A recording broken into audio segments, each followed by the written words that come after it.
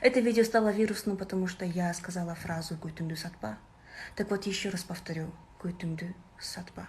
Потому что, когда вы продаете свой голос за 2000 сомов на выборах, эти люди приходят во власть и имеют вас во все дыры. Вы платите налоги, они эти денежки кладут себе в карманы. Потом вы удивляетесь, почему в Кыргызстане все так плохо?